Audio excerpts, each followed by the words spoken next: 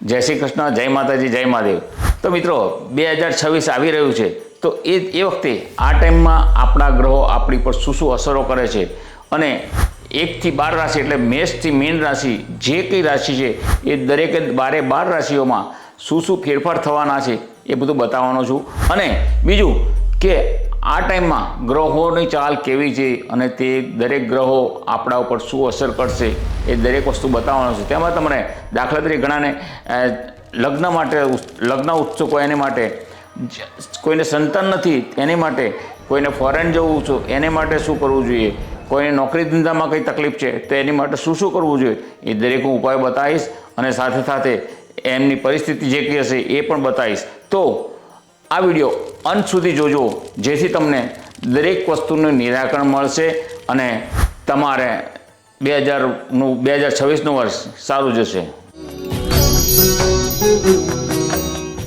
હા, તો મિત્રો હવે આપણે 12 રાશિમાંની છઠ્ઠી રાશિ છે કન્યા રાશિના અક્ષર છે પ, ઠ, અણ।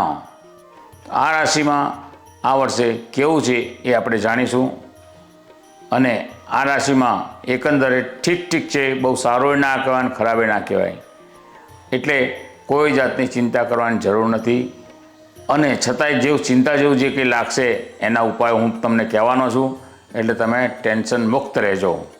તો ચાલો આપણે કન્યા રાશિની વાત કરીએ। આ રાશિના નોકરી વ્યવસાય માટે કહીએ કે નોકરીમાં ખાસ ધ્યાન રાખવા જેવું છે અને તમે જેટલા નોકરીમાં સારી રીતે કામ કરશો તો તમારી નોકરી રહેશે, નહીં તો નોકરીમાંથી છૂટા થવું પડશે। અને વ્યાપાર માટે તમારે ખાસ મહેનત કરવી પડશે અને ચોક્કસ ધ્યાન રાખીને કામ કરશો તો જ તમારે આગળ વધી શકશો, નહીં તો તમારે નોકરીમાં પણ ધંધામાં પણ પાછા પડવું પડશે।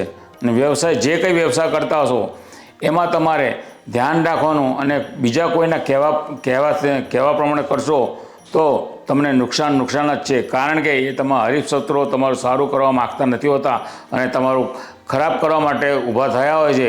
માટે કોઈનું કયા વગર બીજા કોઈ સારા વ્યવસ્થિત માણસને જે નોકરીનો ખાસ જાણકાર હોય એને મળી અને તમે એને સલાહ લેશો તો એ કઈ રીતે તમારો વ્યાપાર કરો, શું કરો, વ્યવસાયમાં શું કરવું અને નોકરી ધંધો કયો કરવો એ તમને સમજાવશે। તો આ પ્રમાણે ખાસ ધ્યાન રાખવું। તો મિત્રો હવે આપણે આ વર્ષે આપણી આર્થિક પરિસ્થિતિ કેવી રહેશે એ જણાવો। આ વર્ષે આર્થિક પરિસ્થિતિ સારી રહેશે, સારી એટલે કે નોર્મલ, કે જે આપણે જરૂરિયાત પ્રમાણે આપણને મળી રહે, જે આપણે બહુ બચાવવાની કોશિશ કરતા એવું ના થાય પણ આપણે સારી રીતે રહી શકીએ અને જેટલી આપણે મહેનત કરીશું એટલી આર્થિક પરિસ્થિતિ સારી થશે એવું નથી હોતું।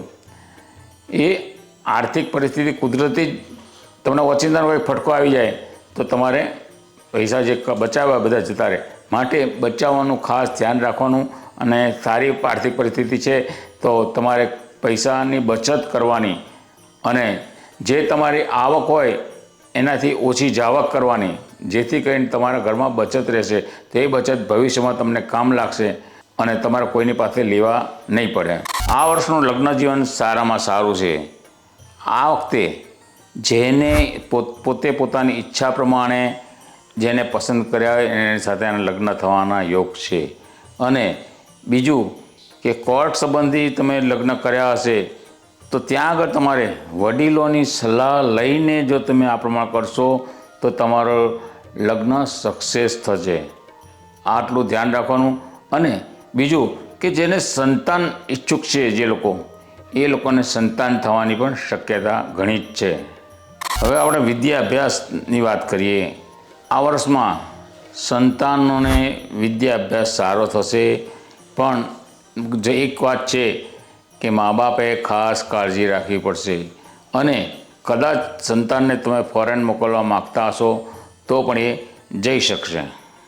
આ રાશિના જાતકોની માનસિક પરિસ્થિતિ મીડિયમ રહેશે, એટલે કે ગામ દુઃખી નહીં થાય અને શરૂઆતમાં થોડી ચિંતા પરેશાની રહેશે, પણ પાછળથી એ લોકોને ઘરમાં સારા પ્રસંગ, ધાર્મિક પ્રસંગો ઉજવાશે, તેથી મનને હળવાશ મળશે અને મનની શાંતિ થશે।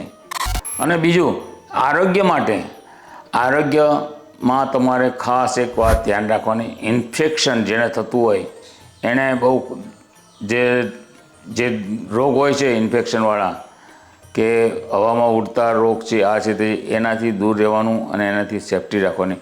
વત્તા આ લોકોએ ખાસ કરીને કૂતરાઓથી દૂર રહેવાનું, કારણ કે આ કૂતરા ગમે ત્યારે કરડે એને ઇન્ફેક્શન લાગશે અને તમને મુશ્કેલીમાં મૂકી દેશે. તો આ વાતનું ખાસ ધ્યાન રાખજો. તો મિત્રો, આ વર્ષે તમે જમીન, સંપત્તિ અને મકાન આ બધાની વ્યવસ્થા કરીને તમે લઈ શકો એમ છો. પણ આ વસ્તુ ક્યારે થશે? વર્ષના મધ્ય ભાગ પછી, 6, 8, 12 મહિના પછી આ વસ્તુ થશે. પણ આ વસ્તુ જ્યારે મકાન, સંપત્તિ કે જમીન કે લેવું હોય તો તમારે ટાઇટલ ક્લિયર લેવાના, જોવાના, અને જો તમે આ નહીં કરો તો તમારે તે પસ્તાવાનો વારો આવશે. એટલે ખાસ ચકાસીને જમીન કે મકાન જે કંઈ લો ચકાસીને લેજો, નહીં તો પછી પાછળથી પસ્તાવાનો આવશે એટલે આપણે દુઃખી થઈશું. કોર્ટ કચેરીમાં તમારે એકંદરે સારું છે એટલા માટે કે તમારા હરીફ શત્રુઓ તમને કનડગત કરવા માટે તૈયાર થઈ ગયા હશે.